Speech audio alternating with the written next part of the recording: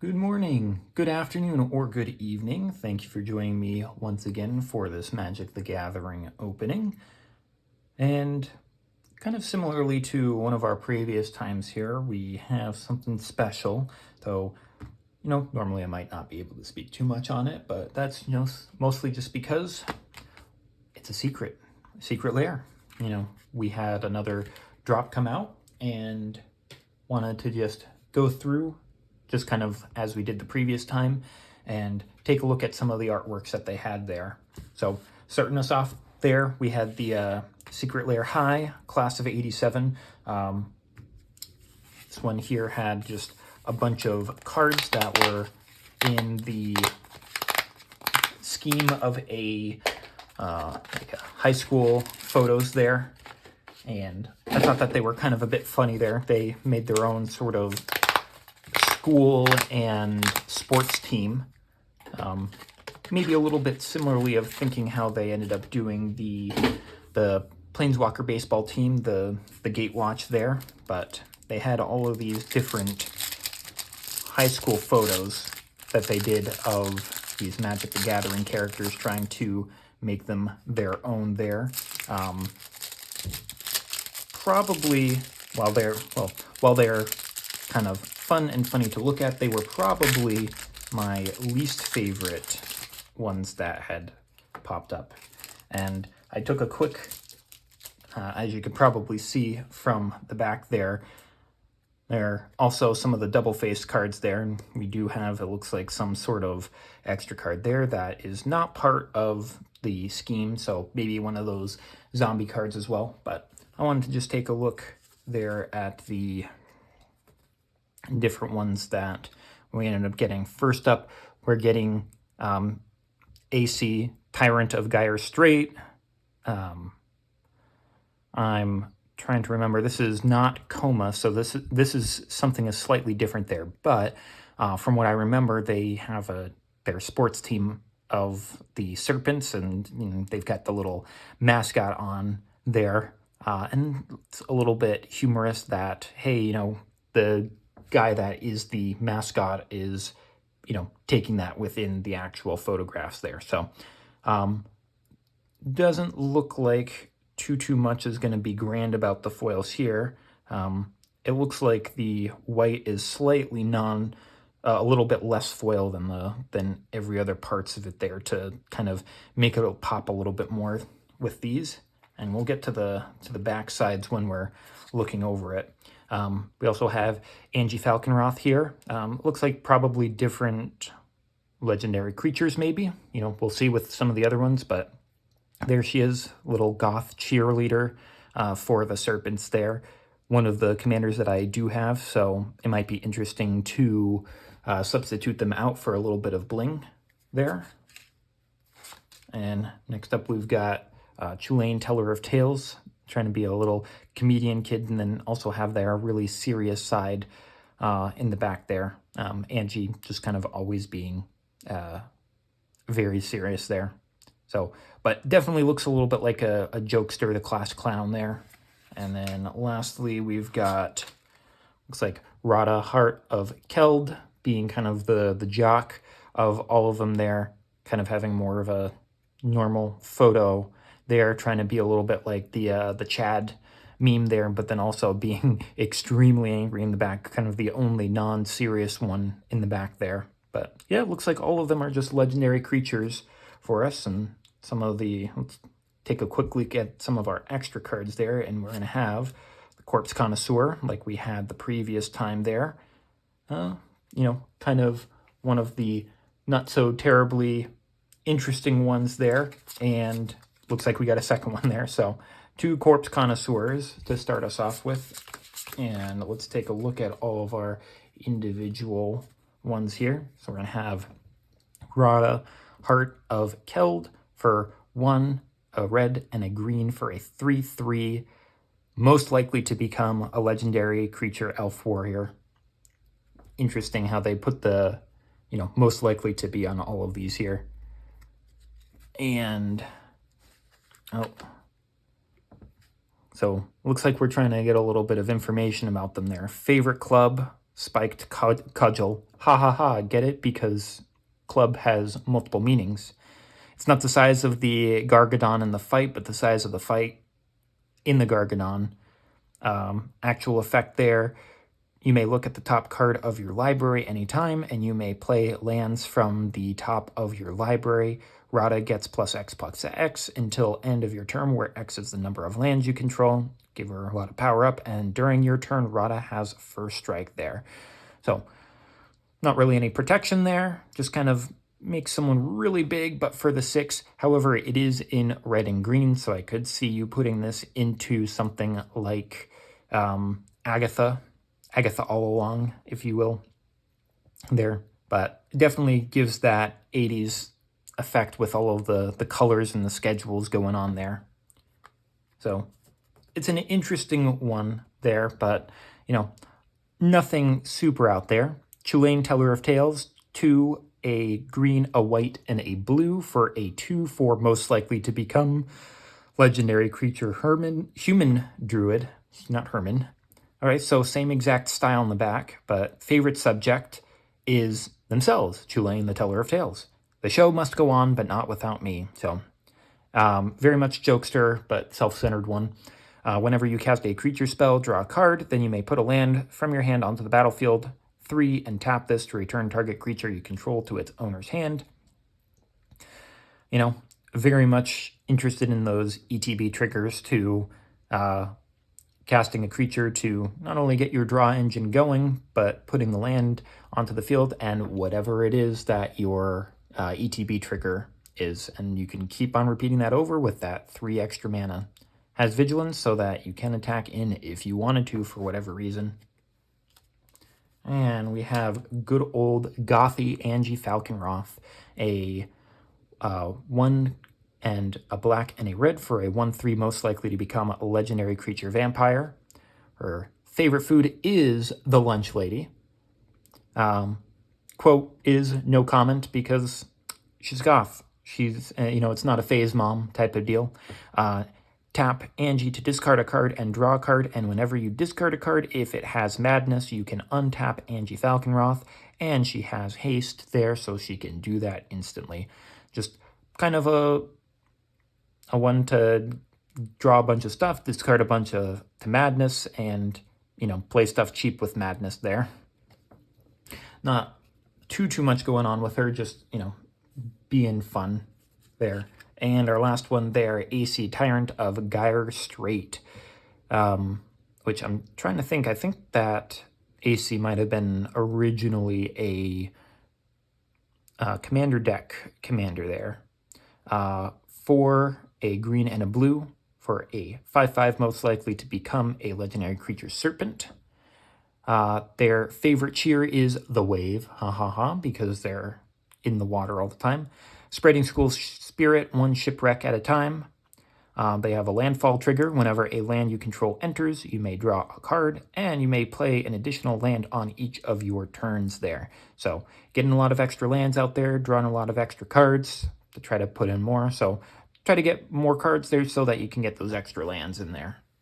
So decent little one there, though I don't think anything super spectacular coming out of there. So we're going to move right into our next one there of Garden Buds, which I believe is going to be a lot of, as you can probably guessed it, plant theming there. So I would imagine that there's going to be a lot of green in it. And wouldn't you know, the Garden Buds is going to be one of those that has the paper on it there. So it's going to be recyclable, unlike the plastic ones that we've had in the past.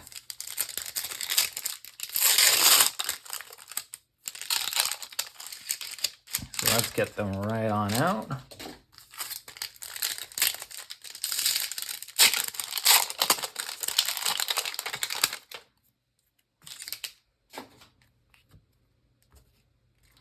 Okay.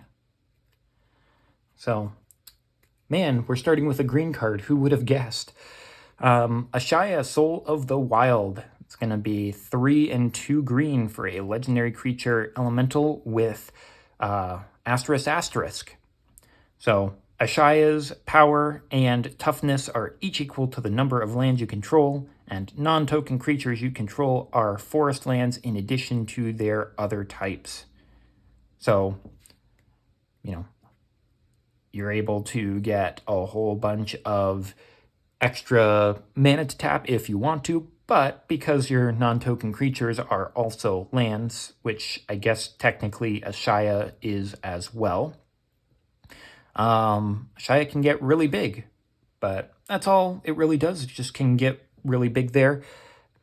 It's a bit of an interesting shape that it's just kind of this V, like a walking V with arms and legs there, and not really sure why it's up like that there, but let's go on to the next one there.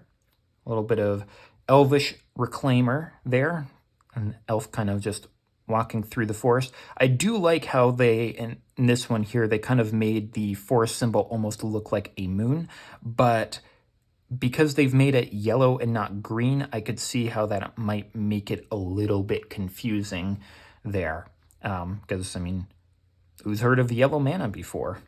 So, Elvish Reclaimer is going to be 1 green for a 1/2 elf warrior with this creature gets +2/+2 as long as there are 3 or more land cards in your graveyard. And you can pay 2 and tap Elvish Reclaimer to sacrifice a land and search your library for a land card and put it on the battlefield tapped, and then you shuffle your deck. So, you know, you get rid of some land that you don't have a lot of use for, or, you know, if in the case here you've got Ashaya and one of your creatures is non-token creatures is one there, you can get rid of an insignificant one or one that has a death trigger to be able to get that out there. Now, unfortunately, once they leave the battlefield, they're no longer lands there, so they don't count for lands in the graveyard for Elvish Reclaimer, but you're able to get some of your big utility lands if you want to, because it doesn't say search for a basic, it doesn't say search for forest there, it's just any land that you want. So for 2 mana, you can get pretty much anything that you want there, so, you know, might have its uses in a couple of places. I could definitely see it being run in Lord Windgrace, who also wants a lot of lands in the graveyard there. And we've got good old-fashioned Harrow, also kind of sticking in with that yellow there. Harrow, a instant for 2 and a green with, as an additional cost to cast a spell, you must sacrifice a land. You search your library for up to 2 basic land cards, put them onto the battlefield, and then shuffle. Now, here we are looking for only basic land cards there, but this is another card that I have, I believe, either this one or it's the one that they have the Ents on it there from the Lord of the Rings ones that you have to sacrifice lands for, but it's pretty good in copying things because it's an additional cost to cast it, but if you're copying the effect of it there, you don't have to pay the additional cost of it. So, you know, you cast Harrow, you sacrifice 1 land, and if you're able to copy it, then you get your 4 basics out and you ramp a whole lot there. So this is one that I am interested in, you know, doing a little bling upgrade there. So while it's not the most impactful card, I am a bit excited for it there. World Shaper, another green. Who would have guessed with Garden Buds as the title there?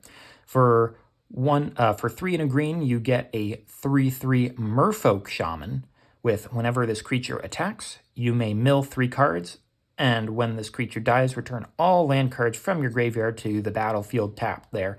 So trying to get a whole lot of lands back out there. So a lot of these kind of feeling like they synergize a little bit with one another there, which some of these don't necessarily do. So it has a lot more synergy between all of them there, but in terms of artwork, I don't think it's one of my favorites there, and definitely the cards are not of the most highest power, but I think that there are places for them there.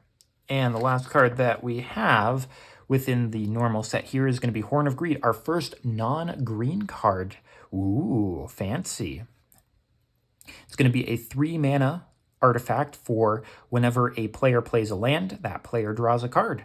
So, that's pretty good with Ashaya there because, you play any of your non-token creatures and they're also lands, so you draw a card anytime you play a creature as well. So somehow get your creatures to have haste, and every time that you get a, what would you call them there? Your mana dorks there. Play them in for your 1 mana, tap them, and you draw a card from there. And if they have haste, tap them to play another one of your 1/1 weenie guys there, and hopefully you can keep on going. And we're going to take a peek at what we have for our extra cards in here, which is going to be Crypt Breaker, one that we hadn't seen quite yet here.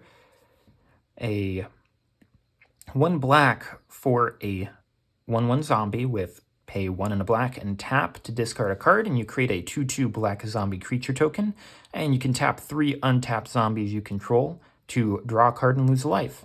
So tap 3 zombies and you get your own little Phyrexian arena there, and it can fuel itself by discarding cards. Discarding cards kind of helps out a little bit with Angie Falconroth there, if you want to create zombies instead of drawing extra cards there. And behind our other Horn of Greed there, we are going to have, a Liliana Standard Bearer. That's another new one there. So this will be 2 and a black for a 3/1 zombie knight with flash. Interesting, a black creature with flash. You don't see that quite as often. And when this creature enters, you draw X cards, where X is the number of creatures that died under your control this turn. Well, that certainly makes sense of why that is. And hey, you get something that sacrifices a lot of creatures, you can draw a lot of cards. And I'm thinking of it there for something like Massacre Girl. There, you get Massacre Girl out there, have a lot of things die all at once. And, if you've got a lot of small stuff there that you just wanted to wipe your enemy's board with there, because it gives -X/-X instead of dealing damage there and doesn't target, you can probably get rid of all of their stuff there if you want to. And if you have plenty of stuff die, fill that hand right on back up. So I'm actually very interested in that. I don't think that this is a card that I have regularly there. So that's certainly an interesting one for me.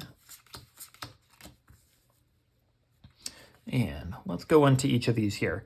Actually, no, we did talk about them as we went through there. So let's just pop on over to the next one that we have there, which is going to be Pick 'em and Stick 'em, which I think does a little bit of reversion back to Unfinity of having some stickers there, but in this case, they're not doing anything extra with it there. It's just, hey, you've got a sticker sheet to maybe bling out the cards how you want it to be.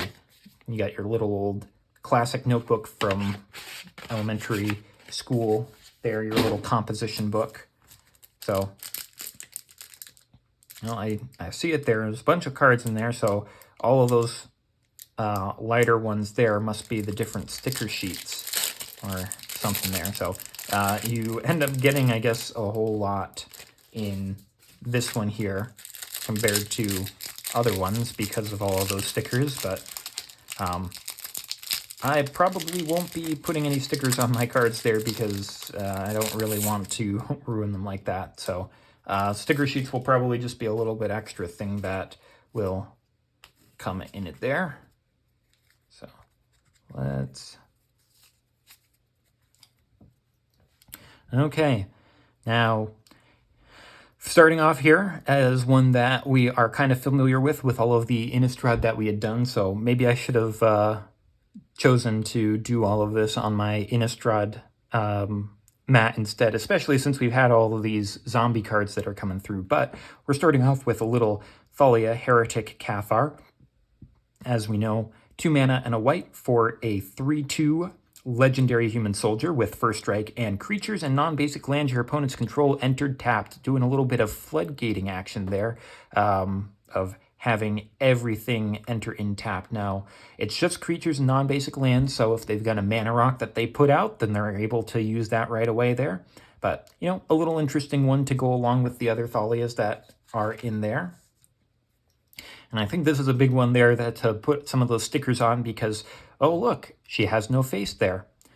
Clever impersonator, 2 and 2 blue for a 0/0 shapeshifter with you may have this creature enter as a copy of any non-land permanent on the battlefield. So if you want to, you can turn it into enchantment.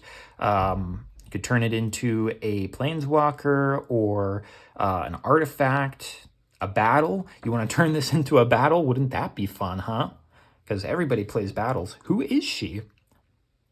But looks like she's trying to be very cute. She's got a little rainbow in the back there for her. There's a little bunny that is kind of with her there. And kind of like I was saying with some of the other ones there, that if we actually go back, we have these ones here with all the stuff on the back, which kind of makes it a little bit difficult, but you get all of the artwork on it there. And likewise, you get something like this here where they intentionally put an area where there's a little bit of blankness there so they don't overwrite the character that they have, but they have all of the writing on the front there. And then the last version of it there is these ones here where they have the whole artwork and it just goes behind. And again, if you're able to see it, I can, at least from my position, see a lot more of the artwork in the bottom here comparatively to the non-foil one. So this is, one there that I do enjoy, even though it's covered up a little bit by the text boxes, that the foil gives it that extra perspective to be able to see a bit more. So, good on them for getting that there. I do enjoy these artwork, especially since it's colorful, and it definitely goes along with this a lot more than the drabness of the Innistrad one. But getting a good old classic here of Hedron Crab, still being in that colorful aspect there. 1 blue for a 0/2 crab with landfall, and whenever a land you control enters, target player mills 3 cards. Your good old classic milling there. Get your fetch lands in to mill someone twice there, though, milling a commander is probably not exactly what you want to do there. But, a good old classic card nonetheless. And we're also getting in here our Pitiless Plunderer, trying to, I guess, impersonate Kari Zev with Ragavan there, trying to be a pirate. So 3 and a black for a 1/4 human pirate with whenever another creature you control dies, you create a treasure token. So kind of going along well if you have this one out with all of your other things there prior to that Liliana Standard Bearer, and all of your creatures die, you get a bunch of treasures, and then you draw a bunch off of your Liliana Standard Bearer. Kind of works out a little bit that way for him if possible. And you're also getting that treasure that she has her boot on there, and looks like it has a little bit of a amethyst in the shape of a heart and all of these other different treasures and trinkets. However, it does appear that this text box is actually a bit better there. I can see a little bit more through that one there, and this one is actually a little bit more opaque and can't see through it. So that's a little bit interesting that all of these other ones there you can see through, maybe because it's a little bit, I was going to say monochrome, but it's definitely not monochrome there. But that's a bit interesting that the treasure is like that one there. But overall, I think that this is a very cute one there. It's definitely colorful, which I think is probably the biggest thing that's going for it there. I mean, it's also just got this really cartoonish artwork that I think does it a lot of justice as well. And going on there, getting some of the stickers there, some 2004 sunglasses stick, pirate hat, cat. This is very suspect, though. That I'm not sure why that they've got that included, but it looks like this here, it says 335, so it looks like these are individual cards that go into the Secret Lair drop. So I guess, that's helping to complete out the collection. I guess, you've got the 5 cards here, and you've got 5 more cards probably for stickers there, each having their own stuff, and some in the back. And it looks like up next we've got some more pirates hats, a rapier. It looks like it's a mewling kitten, but this also kind of just looks like an eye, and it's just like some sort of creepy beast. And you've got some of those, oh, I'm trying to remember the name of the comedian there, but he's Groucho Marx glasses there. That has it there, so make it a little comedian. Or, you can have them there, give the little heart pompadour, very classic in some anime there. I very much enjoy that one there of the stickers so far. And oh my goodness, you've got a 10-gallon hat, some kind of 80 shades, and oh my goodness, that is really bad lining up for some of these here. Yikes, they did really, really bad on this sheet here. It's not like that for the other ones there. That one looks fine. So, hey, this one here is badly cut, so maybe it has different sort of value to it because of that. I'm not sure, but hey, it's just not cut properly. So we'll look at this one here instead. We've got our 10-gallon hat. We've got our kind of power glove, almost reminiscent of the Infinity Gauntlet there. We've got our cool 80 shades, black cat, and some sparkles there. Always got to have some sparkles with this sort of stuff, kind of giving off a little bit of a Sailor Moon vibe to it as well. And on here, we've got some cat ears and a bow, a eye patch there with a cat on it there, another cat, this time pink, a beard there with a little bit of flowers on it there, and I think this is a gar. I think that's the type of fish that it is, and probably can try to use it as some sort of fencing foil there as well. And definitely this one here is better cut than the previous one. So, and our last sticker page here, it looks like we've got a giant ruby. We have the crystal skull. Indiana Jones showed up. We've got a little homunculus there, maybe a friend of Fibblethip there. And we've got a really colorful hedron with, instead of all of the writing, we've got pictures of cats and sparkles on it. So in contrast to all of that there, what grisly cards do we have to finish it up? Oh, we've got another corpse connoisseur there. And for this one here, we're going to have Fleshbag Marauder. I can't remember if we had gotten that one in the previous one, but Corpse Connoisseur definitely showing up to be a pretty common one there. Flashbag Marauder is one that I like to, have in one of my Aristocrats deck of, oh no, I have to sacrifice something and everybody else does as well, and I get ETB triggers. Oh no, that's so terrible. But I don't know. This one was definitely a fun little pack there, and I mean, I don't think that any of these sticker cards are going to have much value to them there, but I mean, technically, if you count even the card there along with the stickers, you're getting a total of 11 cards in each of those ones there. So that's a little bit interesting that, you're getting a little bit more maybe for your bang for your buck than other things there. I could see you potentially putting on some of those stickers somewhere else that if you really wanted to. But we're going to be moving on into the second half of these, which are probably my favorite artworks that are coming through for all of these there. I just sort of put them in the order of what I liked the best there. So I thought that these were fine, but not the best. And we've been slowly getting through on things that I like the most. So this is They Grow Up So Fast, which is going to be sort of the connection that they have with the Tarkir Dragonstorm, with all of the now deceased Dragon Lords that they have here.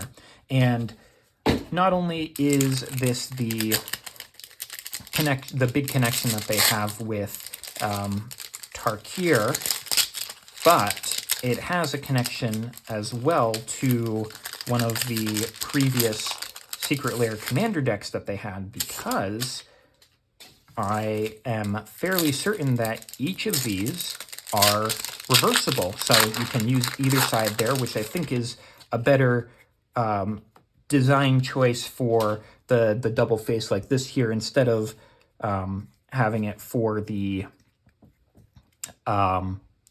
all of the rules are on the back. Instead, you get different designs for each of them there. So instead of reading off which each of them does, I'm just going to compare the foiling here first, and then we're going to read it off and take a peek at both sides of it there. So we're starting off with Dragon Lord Atarka there, the Dragon Lord for in that took over the Teamer clan there. Big grizzly beast there. Next up, we're going to have Dragon Lord Dramoka, who took over the Abzin clan there, prevented them from worshipping their spirit ancestors. Again, with all of these here, you probably couldn't see too much with Dragon Lord Atarka since there wasn't much going on here, but with Dramoka, we have the tail coming down into the text box here, and it's a little bit easier to see that, especially since there's like a couple of ferns that are showing up that aren't as readily seen in the back behind there.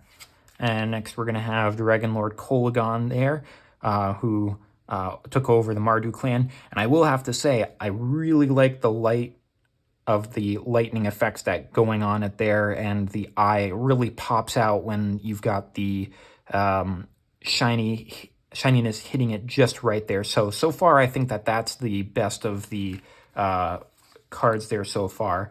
My favorite design of the dragons, Dragon Lord Ojitai, who took over the Jeskai, killed all of their leaders there. And this one also has a little bit more going on, but I think because it's a little bit lighter and the red is very stark against the blue of it there, you're able to see the tail in this text box a little bit more than some of the other designs there. But still, it's a lot easier to see in the foiling here. And the last of the Dragon Lords that we have, Dragon Lord Silumgar, who took control of the, what were they called there? The Sultai clan there. In this one here, it does not look like he's wearing Tassiger around his neck, or at least we are not able to see it very clearly from here. But I think that that was probably one of the best parts of the design of the original Dragon Lord Silumgar, because it really tied it. It was the card that tied it in the most with the the last cons from Fate Reforged. So before we get on to what they do and seeing kind of the reverse side and looking at those there, we're going to see what our extra cards are, which are going to be another Crypt Breaker there. Okay, getting doubles up on those. And are we going to get another Crypt Breaker? Nope, we're going to get another one that I haven't seen here yet. Tomb Tyrant. 3 and a black for a 3/3 zombie noble. Oh, my lord. My lord. Looks like they're on Innistrad there because I see Avicen's symbol there.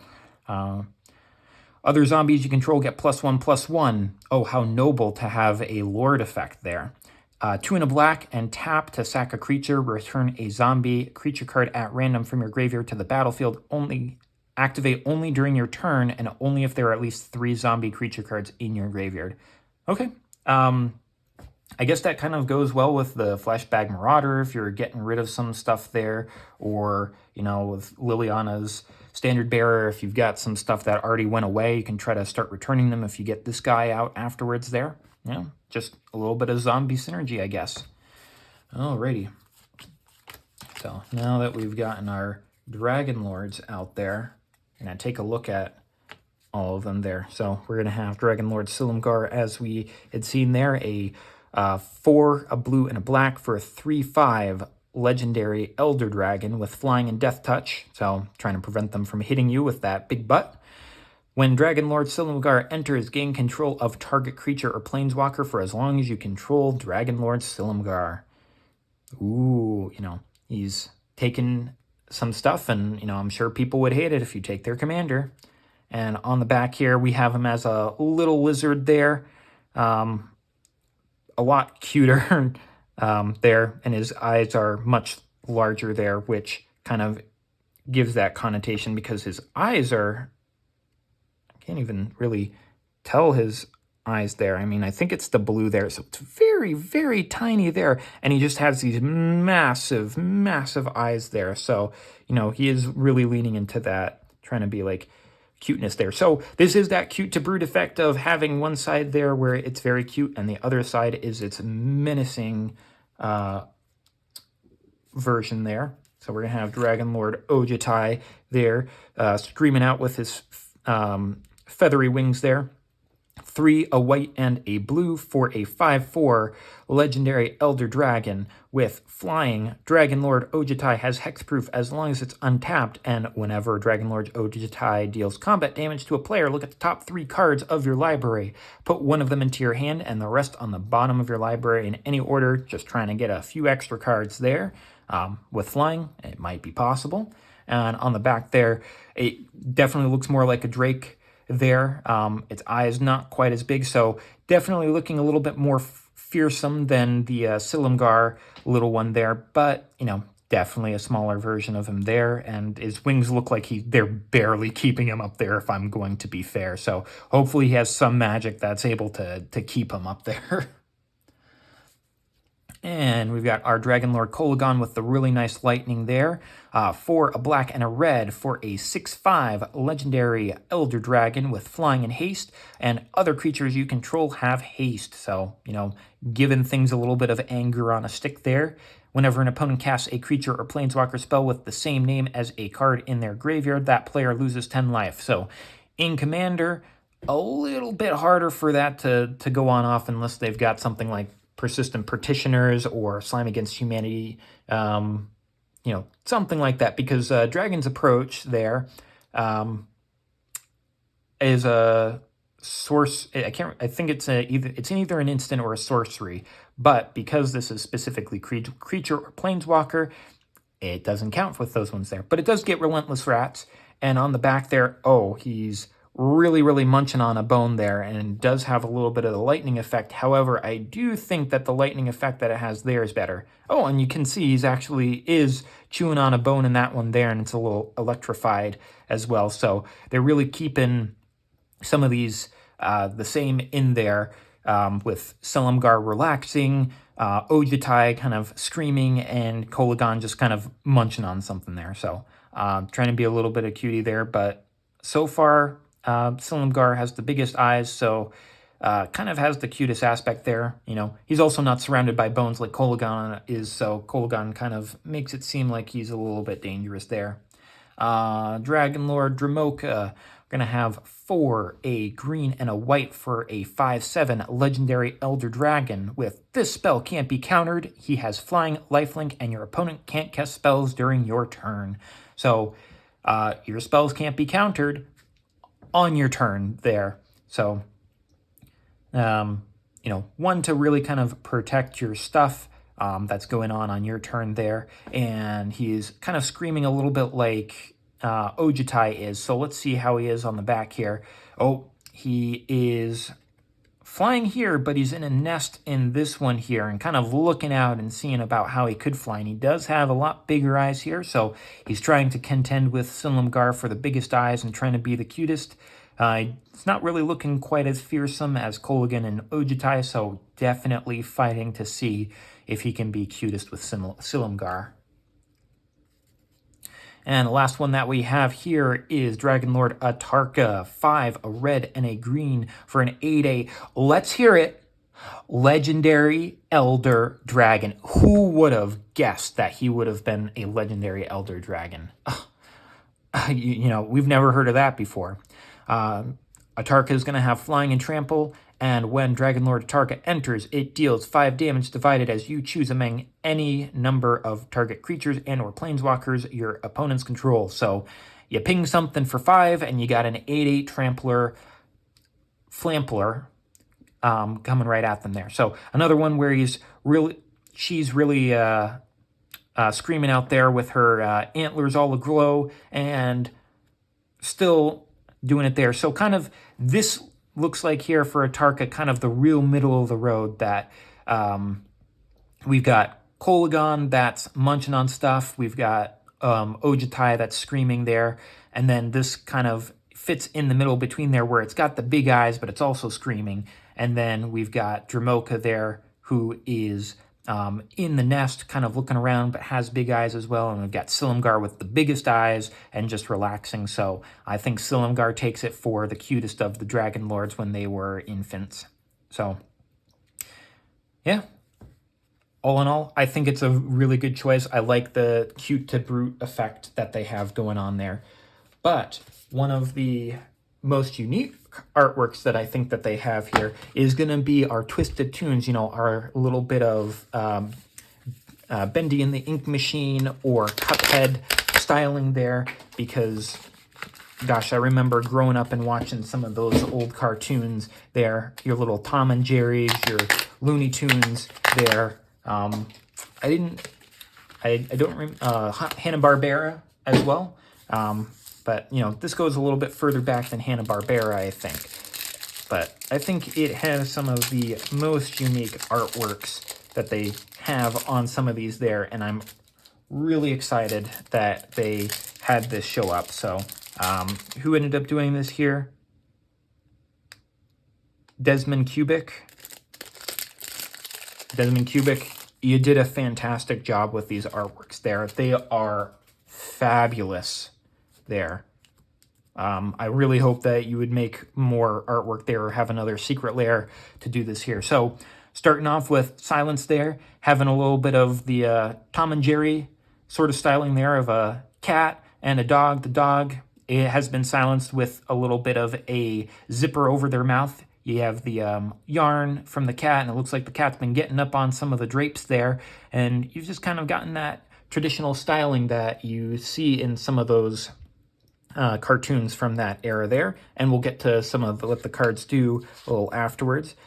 We've got Winds of Abandon there, where we've got some sort of tornado natural disaster going on, sucking up a couple of these people here, trying to look like they're trying to stay onto a branch there, but we've got a skeleton trying to hold on for dear life and trying to help these two other people, which looks like a wrestler and some sort of guy with no shirt and no eyeballs. So, I mean, I guess these guys don't have any eyeballs either, so kind of a strange design for the eyeballs there, but I think it's nifty. And this one also has kind of lightning coming off of their hands there, giving off a very sinister look. But overall, I really, really like the artwork for these here. Definitely some of the best that they have. We've also got Culling the Weak here. Looks like one plant that's trying to be better than all of the other has claimed a bunch of WWE belts there. And, you know, it's been decimating all of the other flowers and the plants in the area. And it looks like, all right, like, I guess it's destroying the flowers, and it's got some weeds that are growing up around there. And that's what it is, just being a weed. And this one definitely kind of gives me a little bit of that, what would you call it there? The Cuphead vibes there of jumping over. You've got the Scarecrow with the corn and the crows from Dumbo relaxing on a cloud, kind of cutting off the bridge that the Scarecrow was running across there so that the crow is able to get all of the corn that they have there. So, sorry, Mr. Scarecrow Jack-o'-lantern, you're going for a fall. And the last of the ones that we have there, showing up kind of what we had in the Innistrad Remastered there, that we had the young wolf there, kind of getting that traditional overalls and big shoes that you might see in sort of those old Disney cartoons there, and just got doing a little bit of that forced perspective of, I've got that moon on my finger. It could be because of how those sort of cartoons work. Maybe it's in the background there with that forced perspective. We don't know. But before we get into what they do and taking another look at them there, we're going to take a look at some of those extra cards there since we've got them. So behind our non-foil, we've got a black and white young wolf there. Okay. So not any of these, but like an actual extra card there. Interesting. I wonder if the other one has that there, or if it's something that... Yep, another young wolf there. So I wonder if some of the other ones have black and white photos of them. If, those ones there are maybe some of the rare ones there, and these are sort of those, the common extra ones there. I doubt that I would get two that are, the top of the line ones, but, getting that traditional black and white feel for it is really nice there as well. So let's get these back in and take a look at all of these here. So, we'll take a look at that young wolf quickly there before we look at all of them there traditionally. So we've got young wolf, a green. For 1 green, you've got a 1/1 wolf creature with Undying. And again, Undying is if this creature would be sent to the graveyard, you bring it back to the field after it hits there, and it comes in with a +1/+1. So if it's the graveyard without a +1/+1, you bring it back. So after it comes back once, it's going away. Next up there, Fatal Push with our Scarecrow friend. It's going to be 1 black for an instant with destroy target creature if it has mana value 2 or less. But it also has Revolt. Destroy that creature if it has mana value 4 or less instead if a permanent you controlled left the battlefield this turn. So, try to make something leave the battlefield and you can destroy something a little bit bigger. And you've got Call in the Weak here, another instant for 1 black that as an additional cost to cast it, you must sack a creature and you add an additional 4 black mana. Now this would be a great one to be able to copy there at some way there because, get an additional 4 if you're able to, but I mean, if you got to put 4 mana into it, there's no real reason to copy it unless you get benefits from copying. So, with Dark Ritual there, you get the 1 for the 3, so I guess this is more of if you want aristocrats and have your stuff had dying triggers there to do it there. You got Winds of Abandon from the good old Modern Horizons, the original one. For 1 and a white, you get a sorcery with exile target creature you don't control. For each creature exiled this way, its controller searches their library for a basic land, and those players put those lands onto the battlefield tapped and then shuffle their decks. Or you can pay its overload cost, which is instead going to be 4 and 2 white, and you change every instance of target to the word each.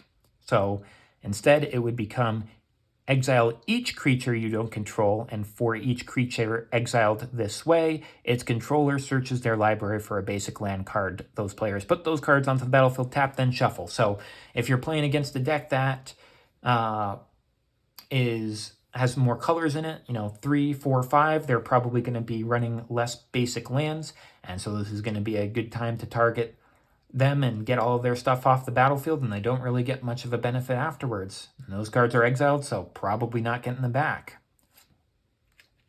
And the last of them there, Silence, our good old Tom and Jerry there. For 1 white, you get an instant. Very, very simply, your opponents can't cast spells this turn. So, trying to get a little bit of protection like you do with Dragonlord Dromoka, except on an instant, and you get it for 1 mana.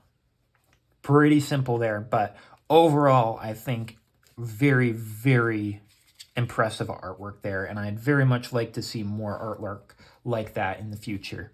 But despite that being some of the best artwork that they have there, there is one that I did prefer over the rest, and that is going to be Tragic Romance. Tragic Romance having just some very chilling, haunting artwork there that I think is just very, very beautiful there. It's not cartoony there, but that's fine. You don't need everything to be cartoony to be fun and exciting there. It was just overall a very, very pretty set. And, some of the cards might not be necessarily the most impressive to use. However, I do think that because they are so good looking that it is possible that I might choose to use some of them there. And they all go well with the big legendary creature that we'll have in here of Kalia, because we've got a dragon here. We'll have a a demon, and we're going to have an angel as well. So all of them work together. So actually, I've got them in the wrong hands there. So here we are. We have Skittles, the Blight Dragon there, protecting over Kalia. One of the things that I did find amazing about these, other than, of course, that they look fabulous, is that they pair up with two things. So you're going to have Kalia and Skittles pairing up there, as well as the Master of Cruelties and the Angels there. So here we are with Kalia giving Skittles a little scritch under the neck there. Having them just bond in their time in whatever void that they're in here. But overall, still beautiful. And we've got here Angel of Despair. Traditionally, angels being female, but it does look like they're running a little bit more into the masculine on this one here with how their facial features are. Could be very, I might be incorrect there, but I do like how this artwork actually goes really well with the effect, which I will talk about afterwards there, but they are hugging in that Master of Cruelties.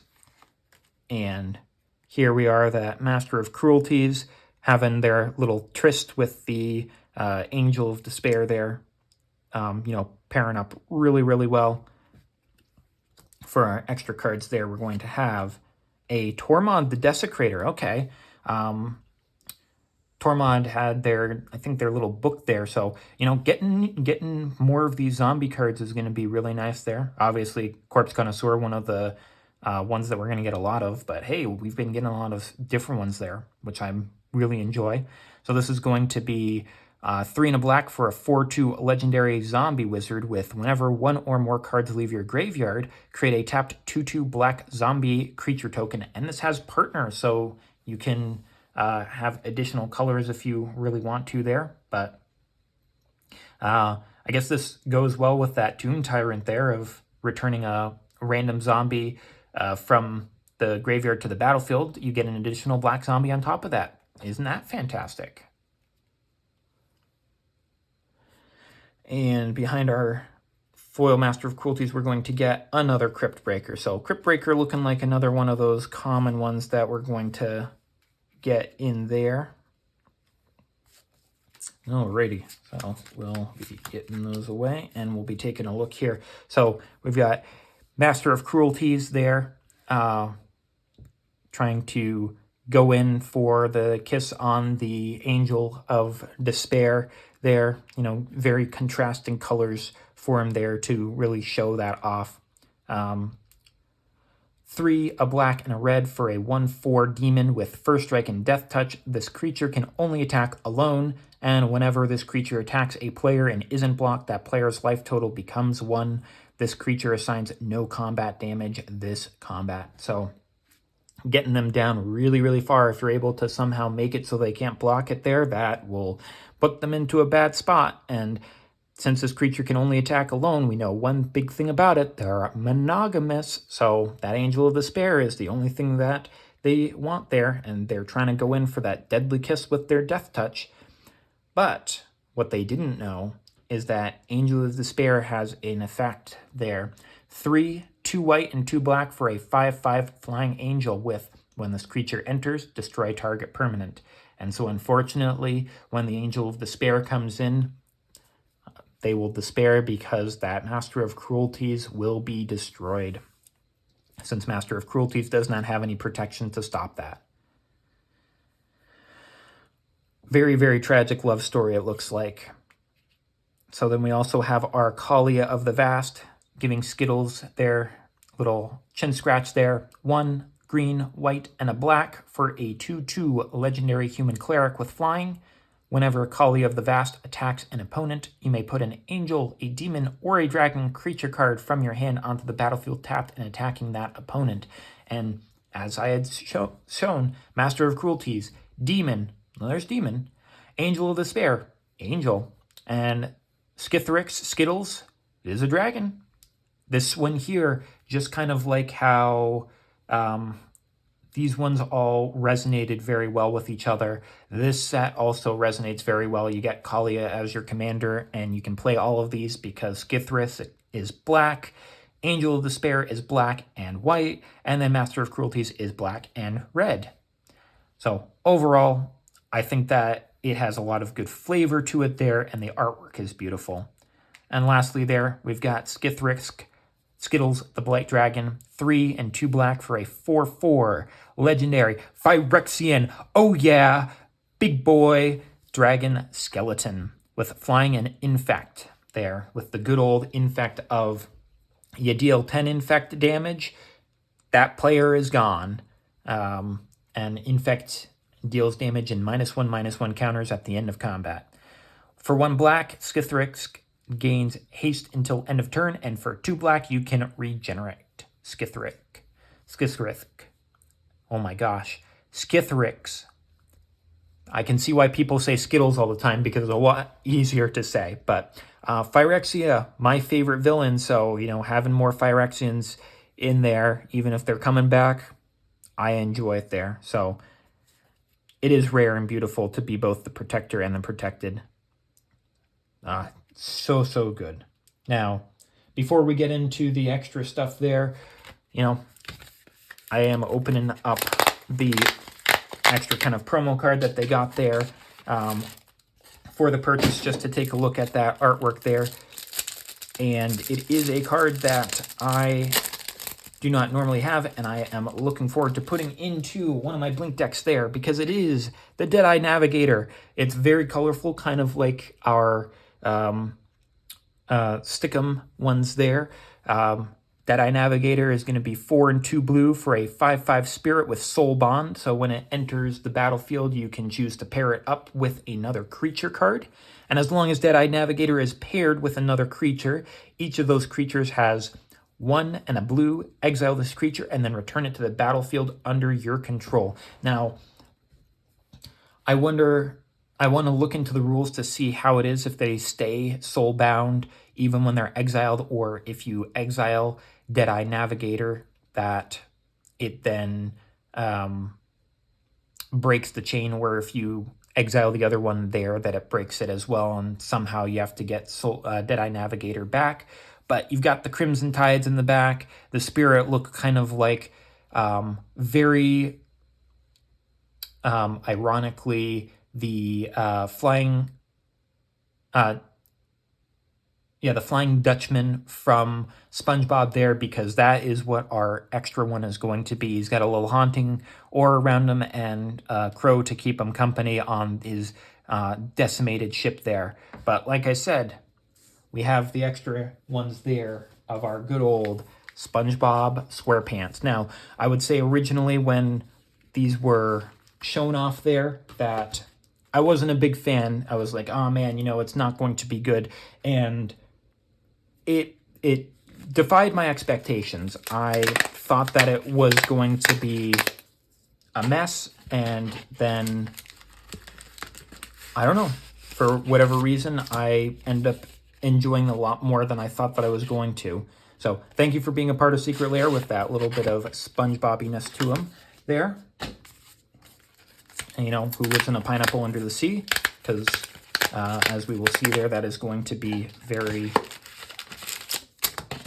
relevant there. So getting open here up to our lands of Bikini Bottom. That's definitely more than 6 in there, so I wonder what else is going to be in here. I think it's pretty obvious whenever they got lands, they generally have a command tower going in there, so we'll be able to take a peek at that. But there's more than 6 cards in here, so that's going to be interesting. So we're starting off with some planes here, good old classic planes. We've got Jellyfish Fields with a bunch of the jellyfish that SpongeBob does, got some of the anemones, and we've got Gary showing up there, which I think he shows up in each of them there. And we've got the little flowers up in the top. So, nice little planes that we've got there. Going on to the next one. Oh, I guess maybe we get double up on them. That's why we're getting so many. I mean, we'll have to see if that's the case, or if we get or if it's just random and we ended up getting 2 planes with each of them there. So next up there, we're going to have our island, which is going to be Bikini Bottom with the very iconic propeller, lighthouse, and the anchor in the back there. And Gary's still in all of the artwork there, taking a peek out at Bikini Bottom there. And yep, it does look like we're doubling up on those.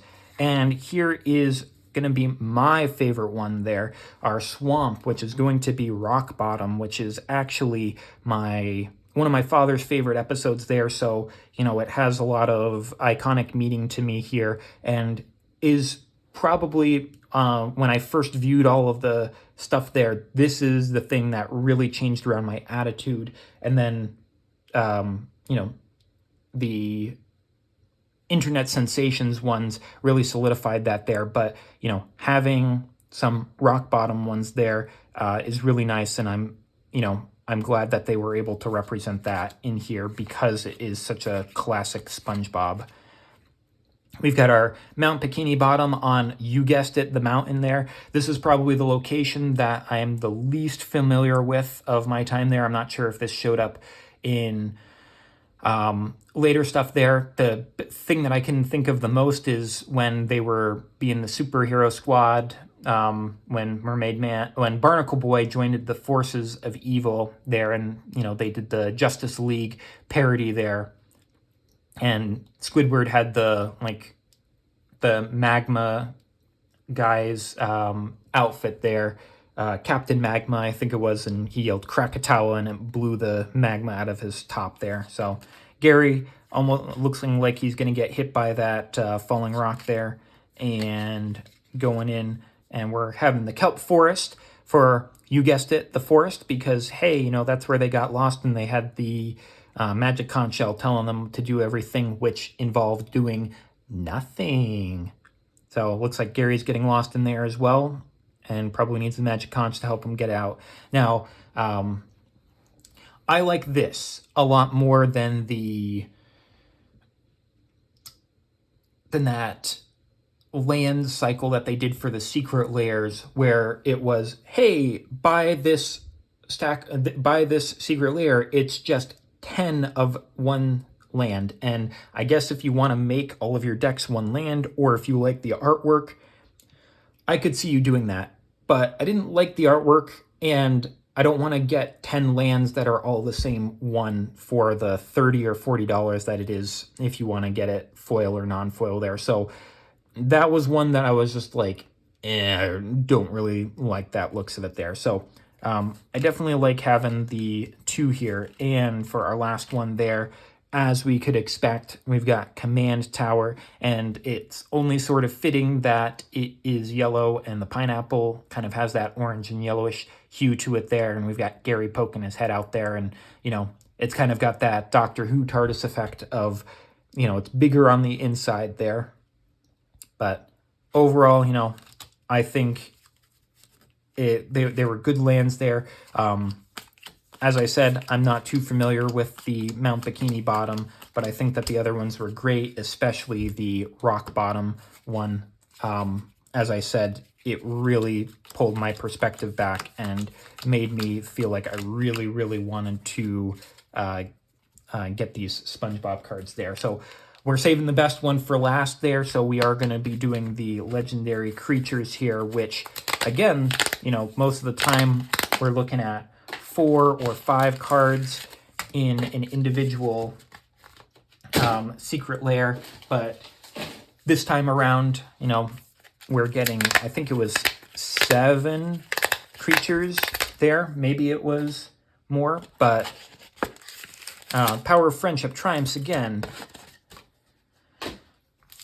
But, I mean, overall, like, some of these had good stuff, like, because, I mean, if you don't count the bonus cards, because it's like, oh, this one had 4, this one had 5, and this one had 5, but it also had the 5 additional sticker sheets, so it was 10 in total, and you had 5,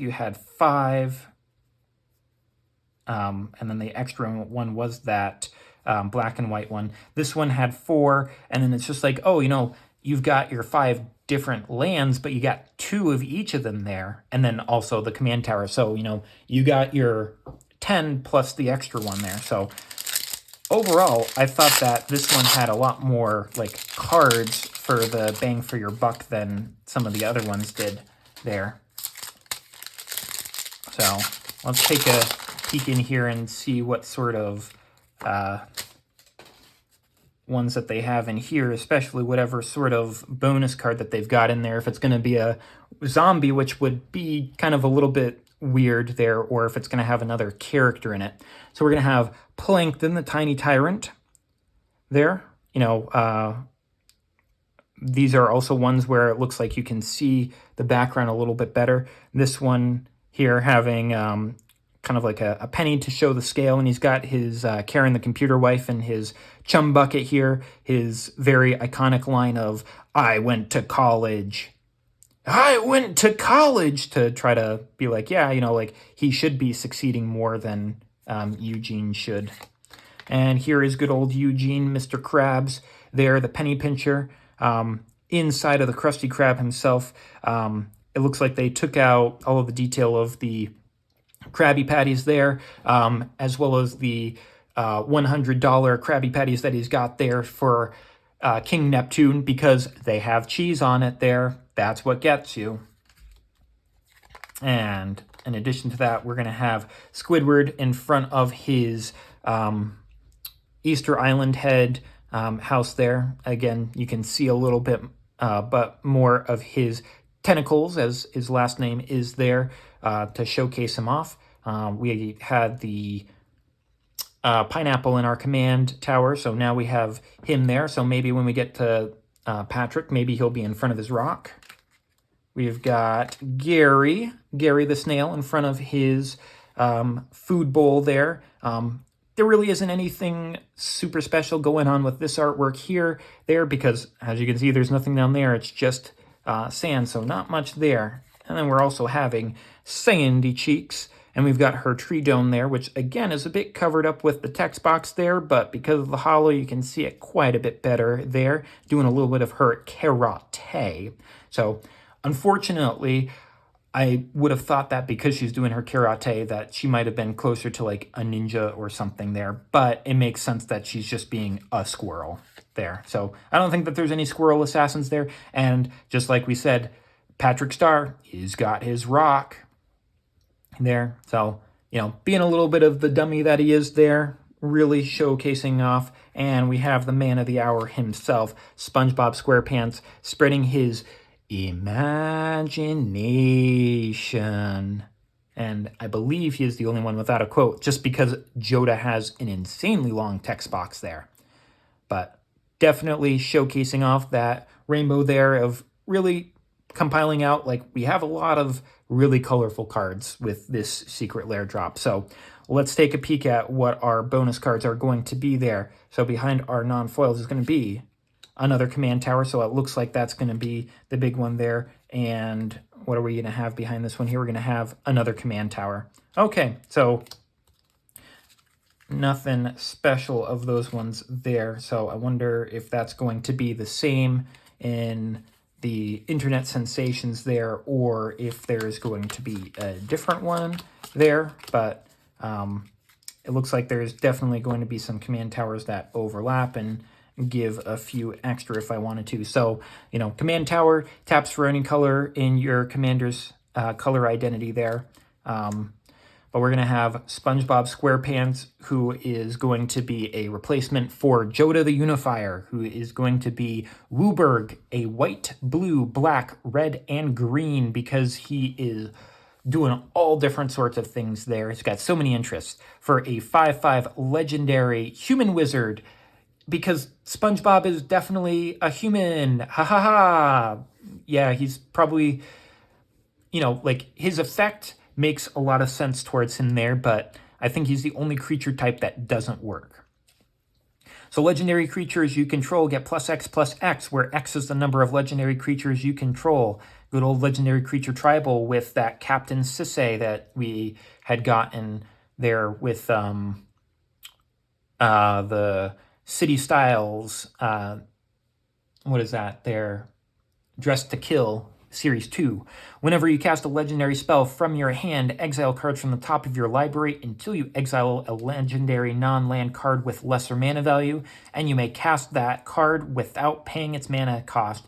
Good old legendary cascade. Put the rest on the bottom of your library in a random order.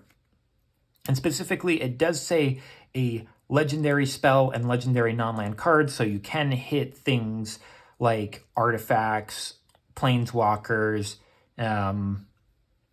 enchantments there. You probably don't want to hit that one sorcery, Urza's Ruinous Blast, to then get rid of all of your stuff, though.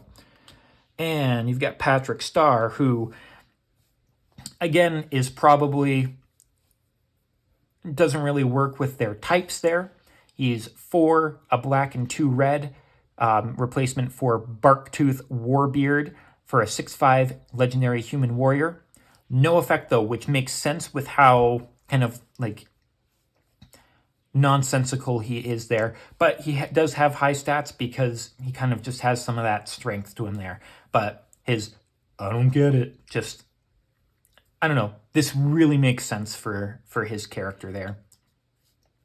We've got Sandy Cheeks, Martial Astronaut, who's a replacement for Toski, Barrier of Secrets, who's going to be a 3 mana, 3 and a green for a 1/1 legendary squirrel. Types making sense. Spell can't be countered. Indestructible because she doesn't lose her fights. Sandy Cheek attacks each combat if able because of her karate, and whenever a creature you control deals combat damage to a player, you draw a card. You deal damage, and you're doing that blue thing of drawing cards because she's a smart cookie. Just don't catch her when she's hibernating. We've got Gary the Snail, probably the one that I'm most excited about there because it's a replacement for Toxrill the Corrosive. 5 and 2 black for a 7/7 legendary slug horror because when he takes over, he's horrific. At the beginning of your end step, put a slime counter on each creature you don't control, and creatures you don't control get -1/-1 for each slime counter on them. Whenever a creature you don't control with a slime counter on it dies, you create a 1/1 black slug creature token, and for a blue and a black, you can sacrifice a slug to draw a card. It fuels itself so good, and it's so annoying, and I like it so much there. Next up, we've got Squidward, Sarcastic Snob, who is going to be a replacement for Grazilax, Ithalid Scholar. The good old, what are they called from Dungeons and Dragons there? The things that all of the Baldur's Gate 3 guys are going to be turning into there. The Mind Flayers. So we've got a 1 and 2 blue for a 3/2 legendary horror, and yeah, Squidward is horrific because you know what? He connects so well with modern day real life of growing up. Whenever a creature you control becomes blocked, you may return it to its owner's hand. Whenever one or more creatures you control deal combat damage to a player, draw a card. I hate you all.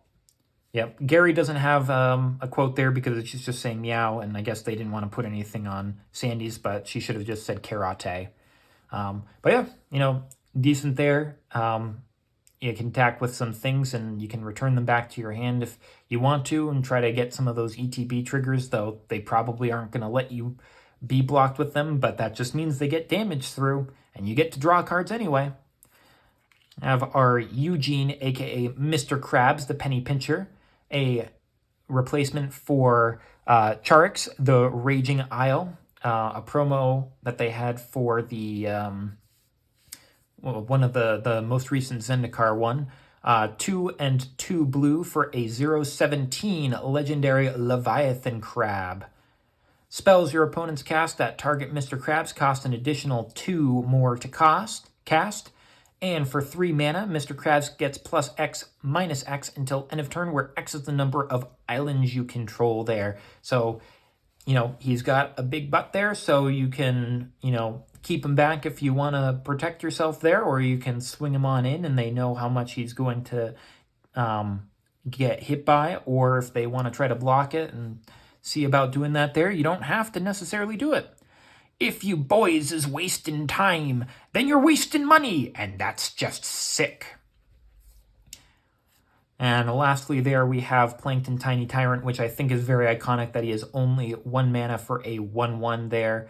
legendary artifact Phyrexian Might. Yay, Phyrexian, but Might makes a lot of sense for him there.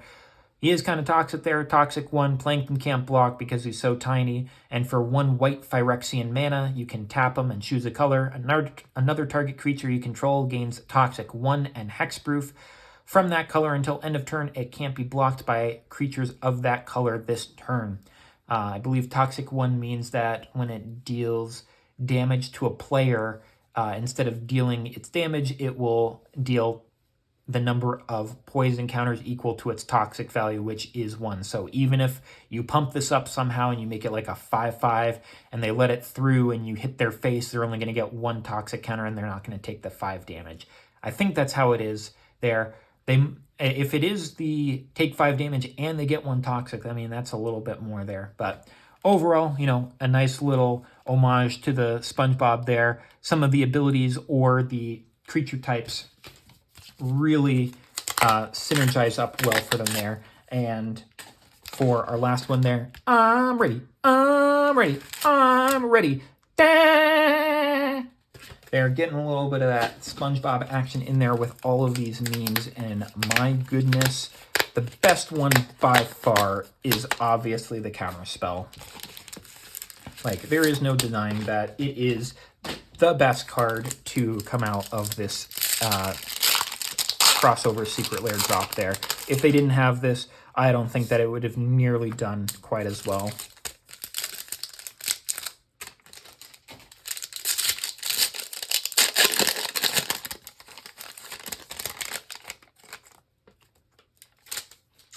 So, here we are with our spells from our internet sensations, with our internet memes there, with our good old imitation there of trying to make fun of someone there for our counterspell. And we'll be going back through all of these here. So our days getting a little bit of that episode there. I'm trying to remember if this was the Pretty Pat. I thought it might have been the Pretty Patty episode, but all of the people aren't the right colors there. So, but, the dazed and confused type of meme there that they don't know what's going on there. And we have inevitable betrayal of Patrick looking really sinister and with his grin there, trying to be like, oh yeah, I'm gonna get you. From the episode where SpongeBob wanted to be a jellyfish and have no responsibilities. And then we have our Forever Alone Squidward here, Force of Despair, looking out at all of the fun that they're having there and wishing that he could go out and join them. And we have our crazy, insane look here of Night Whispers, bloodshot eyes there, telling us that something is going on there. And his head was there, and I thought that was a crease in the card there, and I was a bit sad about that there, but no. And lastly, we have our food token for our Krabby Patty. I don't think any of our tokens here create food, and I don't think any of our cards there create food, so it's just a little bit of extra just in case you get it there. So, trying to figure out the secret formula. And let's take a look to see if the card is a command tower or if it's something different. So, final card is going to be a command tower and another command tower. Okay, so it looks like there might be some special cards that could come out of those ones there for other ones as well. But we are going to put those in and take a peek at all of these ones here. Wow, that command tower. So food token, pretty simple there. Pay 2, sack it, and you gain 3 life there.